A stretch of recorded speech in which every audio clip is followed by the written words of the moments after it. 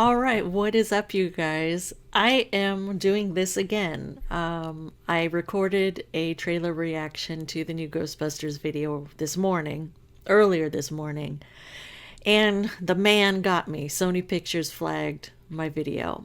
I still don't understand that whole process, how some people do it and can, show the video, some people can't, but whatever. I'm not here to talk about YouTube logistics.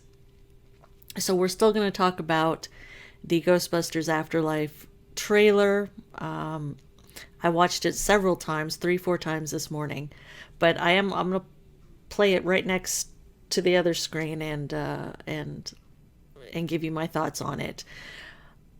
As you guys know, or maybe you don't know, Ghostbusters is my favorite film of all time, the 1984 film, and I have wonderful memories from the sequel from 1989 as well. The 2016 film, not so much. I think they really stumbled with that one, which is a shame because it was a really good cast. All of the ladies in that film are very funny in their own right, but you you put that together and it didn't work. It did not work at all for me. If anyone out there likes the 2016 film, God bless. I mean, that's awesome. It just wasn't for me.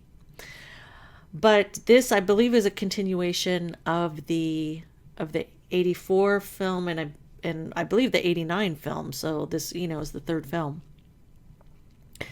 But okay, so I'm going to just start the trailer off to the side and give you my thoughts. And it's kind of nice because now I've seen the trailer a few times and we can go over some things. Now, it appears as though I like how they incorporate Egon's character into the film because, we were all kind of thinking, well, how is that going to work? How are they going to incorporate Harold Ramis's passing into the film? And it looks like this is how they're going to do it. It's a mom and her 2 kids, and apparently Egon is their grandfather. And they're going to go, I don't know if they're moving there, but they're going to go to his property, which is in the country, and go through his stuff. So I'm going to play the video and it'll just kind of joggle my memory. Yeah, that's right. They moved out there and they're going to go through all of his stuff. Now, the young girl in this trailer, she looks like a young Egon. She looks like however old she is, 13, 14. She has the round frames and she kind of has, that his look a little bit. We have the Stranger Things kid in here. He doesn't really do too much in the trailer. It looks like maybe more it's focused on his sister. But we'll see. The property they're on, now I'm curious because this is what may be happening in this scene later on in the trailer, and I didn't catch it the first couple times. We see a quick shot of 2 kids, the granddaughter and her friend, walking up to Shandor Mining. I believe that's what it is, Shandor Mining.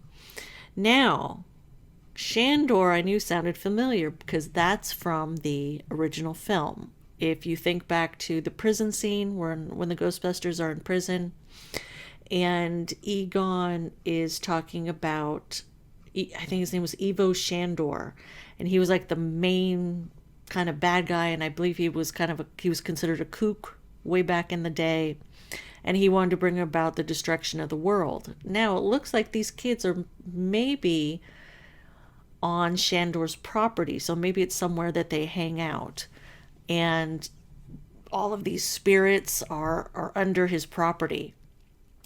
It's possible. I'm just throwing it out there. I like Paul Rudd in this movie. Just in the trailer itself, I like him in here. He seems like a very natural fit for this universe. Briefly in the scene where the family is in the farmhouse, the country house, you see the books in the background, and they're stacked up really high, reminiscent of the library scene in the first film. Looks as though Paul Rudd is maybe a science teacher or just a teacher in general for the girl. And I don't know why. Now, it looks like the kids don't know about. It's possible they don't know about the Ghostbusters, so I wonder why the mom didn't tell them maybe what their grandfather did. Maybe the mom thought he was kind of a kook, and maybe she didn't believe in any of it and didn't want to kind of pass that knowledge along to her kids. I don't know. That'll be fun to see what happens with that, because Paul Rudd here has to explain kind of who the Ghostbusters were, and how popular they were, and how busy they had been in New York because the ghosts were coming out everywhere. Now, apparently that isn't the case. She goes down, the young girl goes down a fire pole, which is kind of cute. That's a cute little nod. I mean, there's a little bit of, I wouldn't even call it fan service. I would just kind of call it continuing what we saw in the first couple films. I mean, yeah, it's cute that the fire pole is there, and maybe maybe Egon took it from the firehouse. Because we don't know what happened. Why does Egon have all this stuff? Did something happen with the Ghostbusters? Did they kind of break up? Did they have disagreements? Why does Egon have all this? Why wouldn't Ray have some of it? Because he was really into that. But Egon seems to be the one that has all of the, all the paraphernalia and the car and all that, the uniforms. You see his spores and molds on the table. A lot of you see the proton pack, a lot of electronic things in the background. So it looks like maybe the Ghostbusters just kind of went into obscurity after a while. Maybe they weren't needed. Yeah, and then here's the Shandor mines, or Shandor mining, that little clip. That would be great.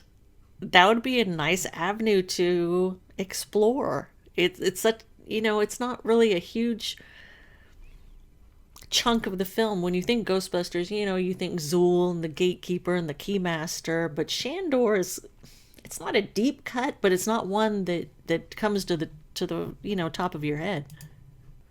We got it looks like Slimer. It could be a creature that has the same shape as a Slimer. It looks like we get the demon dog, the Zool dog. There's a creature that looks similar to that. I like that we're in the countryside now and not in New York, in the big city. Nice change of pace. Very cool.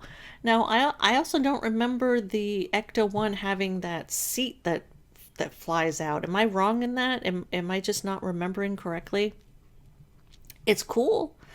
It's very cool. I mean, that seems like something Ray would put into the Ecto-1, and I do like the scene where the young girl's sitting in that chair and they're trying to get the ghost. She's got the stream going, and she's trying to get what looks like Slimer. And that's essentially the trailer. I like it. I like that they didn't give away too much. Kind of kept us guessing a little bit, and I hope they keep it that way. I'm a little disappointed we didn't get any of any glimpses of the original cast, but kudos to them for keeping it back, for showing some restraint and not showing everything in the first trailer. I like that. And even if they don't give us much in the next trailer, excuse me, I'd be happy with that as well. Keep it a little, keep the audience wanting more. I'm excited for it. I am very excited. Summer of next year, of 2020. And we'll see. We'll see. Hopefully I'll do another trailer reaction, trailer discussion for the next trailer that's released. But that's about it. What do you guys think about the trailer? Are you excited? Are you not excited? What are some things that you noticed in there that maybe, I overlooked? Or what do you think is going to go on in the film? Leave your comments down below, and I will talk to you guys next time. Take care.